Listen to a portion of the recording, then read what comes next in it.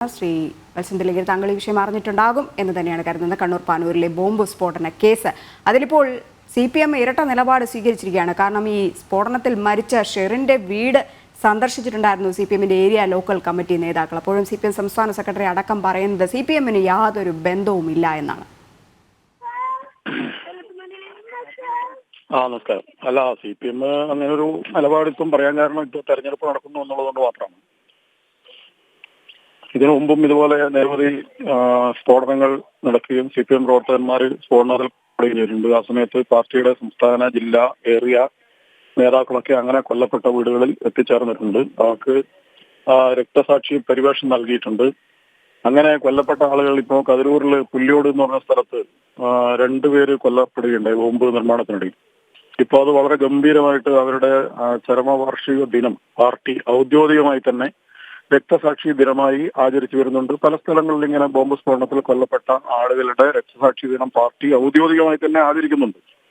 ഇപ്പോ ഇത് പ്രശ്നം പാർട്ടിക്ക് വേണ്ടിയാണ്, പാർട്ടിയുടെ തീരുമാനപ്രകാരമാണ്. പാർട്ടിയുടെ SD എന്ന് പറയുന്ന സെൽഫ് ഡിഫൻസ് എന്ന് പറഞ്ഞിട്ട് CPMന്റെ ഒരു പ്രതിരോധ സേനയുണ്ട്. ആ പ്രതിരോധ സേന P ജയരാജന്റെ നേതൃത്വത്തിലുള്ള പ്രതിരോധ സേനയാണ്. അവരാണ് ഇത്തരം ബോംബ് നിർമ്മാണവും വിതരണത്തിന്റെ സംഭരണവും അതിന്റെ പ്രയോഗവും ഒക്കെ നടത്തുന്നത് ഈ SD ആണ്. ആ SD-യുടെ പാനൂർ ഏരിയയിലെ പ്രമുഖരായിട്ടുള്ള ആണ് ഈ സ്ഫോടനത്തിൽ കൊല്ലപ്പെട്ട ഷെറിൻ ഉൾപ്പെടെയുള്ള ആളുകൾ ബോംബ് നിർമ്മാണം നടത്തിയ ആളുകൾ. അത് പാർട്ടിക്കാർക്കും പുറത്തുള്ള ആളുകൾക്കൊക്കെ പാനൂർ ഭാഗത്തും ഈ ഭാഗത്ത് കണ്ണൂർ ജില്ലയിലുള്ളവർക്ക് അത് വ്യക്തമായി അറിയാവുന്നതാണ്. പക്ഷെ CPM തെരഞ്ഞെടുപ്പിന്റെ രംഗത്ത് ഈ സംഭവം ഉണ്ടായപ്പോൾ അത് അവർ പ്രതിരോധത്തിലായി.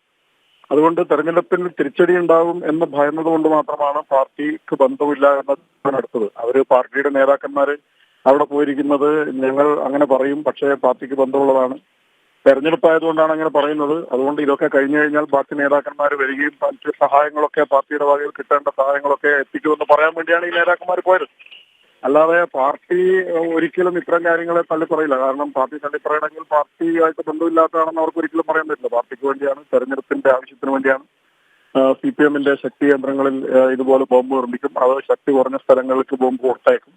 അവിടെ എതിർ രാഷ്ട്രീയക്കാരെ ഭീഷണിപ്പെടുത്താനൊക്കെയാണ്. ഭീഷണിപ്പെടുത്താന്ന് പറഞ്ഞ സമയത്ത് ഒരു ബോംബ് നേരിട്ട് ശരീരത്തിൽ എറിയണമെന്നില്ല. തെരഞ്ഞെടുപ്പായെന്ന് രാവിലെ ഒരു ബോംബ് സ്ഫോടനം നടത്തിയിട്ട് ബൂത്തിന്റെ അടുത്തൊരു ബോംബ് സ്ഫോടനം നടത്തിയാൽ മതി. അപ്പോൾ കുറെ ആളുകൾ ഭയപ്പെട്ടിട്ട് അവിടെ വോട്ടിന് പോകാതിരിക്കും. ഭയപ്പെട്ടിട്ട് പോകാതിരിക്കുന്നവർ മിക്കവാറും CPMനെതിരായിട്ട് വോട്ട് ചെയ്യുന്നവരായിരിക്കും.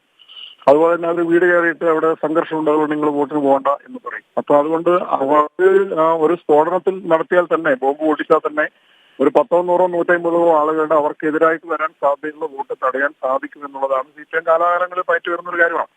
അതിനുവേണ്ടിയാണ് വ്യാപകമായി ഇങ്ങനെ ബോംബ് നിർമ്മാണം നടത്തുന്നത്. ഇപ്പൊ ഒന്ന് പൊട്ടിത്തെറിച്ചു എന്ന് മാത്രമേ ഉള്ളൂ, ഒരാൾ മരിച്ചു എന്നേ ഉള്ളൂ. ബോംബ് നിർമ്മാണം അതിനുശേഷവും നടക്കുന്നുണ്ട്, അതിന്റെ സംഭരണവും വിതരണവും ഒക്കെ നടക്കുന്നുണ്ട്, അത് നടക്കുന്നുണ്ട്. ഇപ്പോ പാർട്ടി തെരഞ്ഞെടുപ്പ് സംബന്ധമായ ഒരു നിലപാട് പാർട്ടിക്ക് ഇത് ബന്ധമില്ല എന്ന് പറഞ്ഞുകൊണ്ട് മാത്രമേ ഉള്ളൂ. സാധാരണ ഇത്തരം സന്ദർഭങ്ങൾ പാർട്ടി അങ്ങനെ നിലപാട് എടുക്കാറുണ്ട്. അതേ പാർട്ടി തന്നെ കുറച്ചു കഴിഞ്ഞാൽ ഔദ്യോഗികമായി ഇവർ രക്തസാക്ഷികളായി പ്രഖ്യാപിക്കാറുണ്ട്. അതുകൊണ്ട് ഞങ്ങളെ സംബന്ധിച്ചിടത്തോളം അതിൽ വലിയ അതിശയൊന്നും തോന്നുന്നില്ല. അതായത് ശ്രീ വത്സന്തലിംഗൻ, ഈ കണ്ണൂരിനെ സംബന്ധിച്ചിടത്തോളം അവിടെ എന്ത് സംഭവിച്ചിരുന്നാലും ജയരാജന്മാരുടെ പങ്ക് വ്യക്തമാണ്. ഇന്ന് രാവിലെ നമ്മൾ P ജയരാജൻ വിളിച്ചപ്പോൾ അദ്ദേഹം പറഞ്ഞത് ഇക്കാര്യം തന്നെയാണ്. അവിടെ നേതാക്കൾ പോയത് വലിയ തെറ്റായിട്ടൊന്നും കാണേണ്ട കാര്യമില്ല എന്നാണ്. ഇതേ ആൾ തന്നെയാണ്, ഇതേ CPM പ്രവർത്തകർ തന്നെയാണ് നേരത്തെ പറഞ്ഞിട്ടുണ്ടായിരുന്നത്. CPMന്റെ സംസ്ഥാന സെക്രട്ടറി MV ഗോവിന്ദൻ പറഞ്ഞതാണ് പാർട്ടിക്ക് യാതൊരു ബന്ധവുമില്ല. പിന്നെ എന്തിന് ഈ ഏരിയ കമ്മിറ്റി അംഗവും ലോക്കൽ കമ്മിറ്റി അംഗവും അവിടേക്ക് പോയി എന്നുള്ള ചോദ്യമാണ് വരുന്നത്. അല്ല, അതിൽ പാർട്ടിക്ക് ബന്ധമില്ല എന്ന് പറയുന്ന സമയത്ത് പാർട്ടി എന്ന് പറഞ്ഞാൽ ആരാണ്? പാർട്ടി എന്ന് പറഞ്ഞിട്ടൊരു ഒരു ഒരു സംവിധാനമുണ്ടോ? പാർട്ടിക്കാരാണ്. പാർട്ടിക്ക് ബന്ധമില്ല എന്ന് പറഞ്ഞാൽ ഇവരൊക്കെ പാർട്ടിക്കാരാണ്. പിന്നെ ഇതേ ഈ പറഞ്ഞ P ജയരാജന്റെ മകൻ ബോംബ് സ്ഫോടനത്തിൽ പരിക്കേറ്റ് കൈപോയ ആളാണ്. ആ സമയത്തും പാർട്ടി ചിലപ്പോൾ പറഞ്ഞിട്ടുണ്ടോ പാർട്ടിക്ക് ബന്ധമില്ല? അതാണ് ഞാൻ അവർ പറയും, ഇവരെ രക്ഷിക്കാൻ വേണ്ടി പറയും. ഇവിടെ ഈ 15 വർഷമായി യാതൊരു സംഘർഷവും ഇല്ലാത്ത ഈ സാഹചര്യത്തിൽ ബോംബ് നിർമ്മാണം എന്തിനാണ്? അതും ഒരു തെരഞ്ഞെടുപ്പ് ജനാധിപത്യപരമായ ഒരു പ്രക്രിയ രാജ്യത്താകെ അരങ്ങേറുന്ന സമയത്ത് അത് സുതാര്യമായി നടക്കേണ്ടുന്ന, സ്മൂത്തായി നടക്കേണ്ടുന്ന സന്ദർഭത്തിൽ എന്തിനാണ് ഈ ബോംബ് നിർമ്മാണം നടത്തിയത് എന്നാണ് മാർക്സിസ്റ്റ് പാർട്ടി വിശദീകരിക്കേണ്ടത്. ഇവിടെ ഇപ്പൊ പ്രത്യേകിച്ച് സംഘർഷങ്ങളില്ല, കുറെ വർഷമായിട്ട് സംഘർഷം ഒഴിവായിരിക്കാം. അപ്പൊ ഇത് നിശ്ചയമായിട്ട് ഇത് സ്വന്തം പാർട്ടിക്കെതിരായിട്ട് പ്രയോഗിക്കാനല്ലോ, ആർക്കെതിരായിട്ട് പ്രയോഗിക്കാനല്ലേ? അപ്പൊ ഏത് രാഷ്ട്രീയക്കാർക്കെതിരായിട്ട് പ്രയോഗിക്കാനാണ്, അവരെ എറിഞ്ഞ് കൊല്ലാൻ വേണ്ടിയാണ്.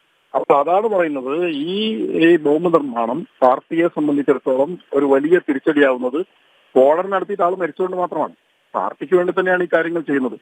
അതുകൊണ്ട് തന്നെ ജയരാജനെ തള്ളി പറയാൻ പറ്റില്ല. ജയരാജനെ ജയരാജൻ തന്നെ, പി ജയരാജൻ തന്നെ രംഗത്തിറങ്ങിയത് അവരുടെ പാർട്ടിയുടെ ആളുകൾക്ക് ഈ ബോംബ് നിർമ്മാണവും അക്രമരാഷ്ട്രീയവും ഒക്കെ ആയിട്ട് ബന്ധപ്പെടുന്നവർക്ക് ആത്മവീര്യം കൂട്ടാൻ വേണ്ടിയാണ് ജയരാജൻ നേരിട്ടിറങ്ങിയിട്ട് അങ്ങനെ വീടുകളിൽ പോകുന്നതിൽ തെറ്റൊന്നുമല്ല എന്ന് പറയുന്നത്. അവരെ ന്യായീകരിക്കുന്നത് ഈ അക്രമികളായിട്ടുള്ള ആളുകളുടെ മനോവീര്യം വർദ്ധിപ്പിക്കാൻ വേണ്ടിയാണ്. പി ജയരാജൻ അങ്ങനെ പറയും, ഇന്നലെ പറഞ്ഞിട്ടുണ്ട്, ഇന്ന് പറയും, നാളെയും പറയും.